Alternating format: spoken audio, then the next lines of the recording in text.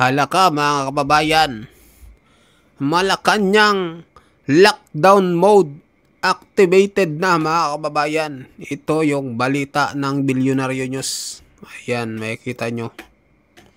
Ayan po, hinarangan na ulit mga kababayan. Oh, ito po yun sa may bridge. Saan ba tong bridge? Quezon Bridge ba to?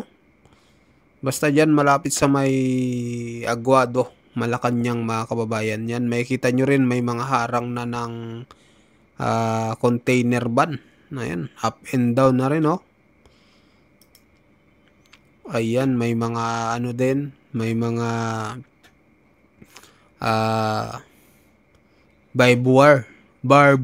anong tawag dyan? Barbed wire, mga kababayan. Ayan, yung mga polis na nag-aayos, no? Ayan, hinarang na. So, lockdown mode na mga kababayan ang Malacanang activated. Ayan, yung pulis nagtuturo kung saan nilalagay. At kasi matindi daw yung mangyayaring rally bukas mga kababayan. At talagang kinabahan na itong nasa loob ng Malacanang. Talagang naglagay na ng maraming harang ulit. Pati sa Menjola, no, naglagay na din mga kababayan. Ayan, tingnan nyo mga kababayan, no? Ito yung yung anong tawag dito? Yung forklift, no? Gamit at buhat-buhat itong container van na inilagay na harang dito po sa Malacanang. Ayan. Ayan yung mga anong tawag dito? Mga barricade. Ayan. So, ayan, mag-comment kayo mga kababayan kung ano masasabi nyo dyan sa mga ginagawa ng Malacanang.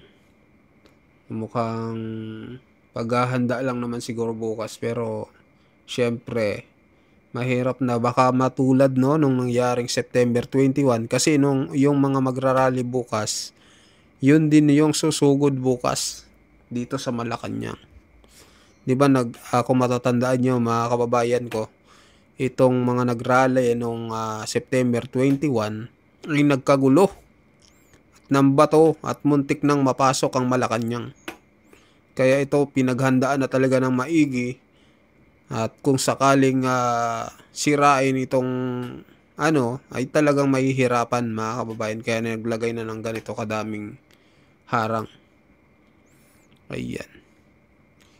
So, basahin natin yung mga comment. Scared na masyado hindi ko nabasahin basta yan, si Ba daw, si Ba, dugtungan nyo na lang. Ayan, sabi ni Eugene Chen. Maria Teresa Ordanesa Pisao, babantayan ng Panginoong Hesus ang lugar kung nasaan ang ating Pangulo. Ayan, at pamilya, walang masama na mananalo sa mabuti. Ayan, sabi ni Maria Teresa Ordanesa. So, halo yung mga comment dito, no. Sabi ni Lopez Alma, itulak lang yan sa isipin nyo. Ayan, adis mong lagyan ng live wire para matuto sila. Hala, mga kababayan, hindi naman pwede yun. Hindi yan gagawin ng Malacanang siguro, kasi mas lalong matitrigger ang tao pag gaganon ang ginawa. Nilagyan nila ng live wire. Kagulo talaga mga kababayan. So ngayon naman mga kababayan, pakinggan nyo itong pahayag ng isang retired General Virgilio Garcia. Sabi niya dito, ang civil military junta ay isang extra constitutional na hakbang mga kalaban ng Estado ang may pasimuno nito para ipakitang giba na ang pamahalaan ng Pilipinas. Wala nang saligang batas na umiiral at wala na din yung tinatawag na duly constituted authorities. Huwag magpagamit, huwag magpalinlang. Sabi pa dito, ipagtanggol natin ang saligang batas. Ayan, sabi ni retired AFP General Virgilio Garcia at attorney, kung pwede daw siyang tawagin na attorney Reyes Garcia. So panoorin natin mga kababayan. Magandang araw po. Ako po si retired Brigadier General Virgilio Garcia. Pwede nyo rin po akong tawaging Attorney Garcia. Ako po ay nananawagan sa ating mga kababayan na nahihikayat na sumama sa rally. Kung lamang po, parang paalala lamang po. Pwede naman kayong sumama, pwede nyo naman gawin kung gusto ninyo.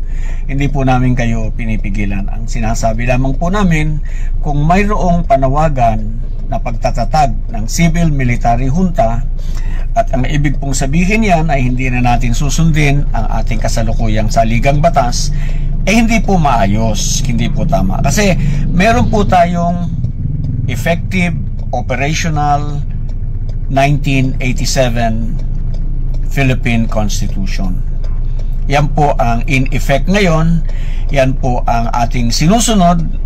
Marami pong provision, bagamat maraming provision ang hindi na sinusunod ng mga nasa pwesto sa gobyerno ngayon, pero yan pa rin po ang ating saligang batas. Maari pong hindi na ganun ka-operational, marami ng, sabi ko nga po, marami ng hindi na susunod, pero mas mainam po yan kesa sa walang saligang batas. Pag nagtatagpo kasi ng civil military junta, unang-una po natin pag-uusapan ay yung composition yan. Ilan yan? Sino-sino yan? Sino pipili dyan? Hindi po ba kung pinili nila, tanggap na po ba natin?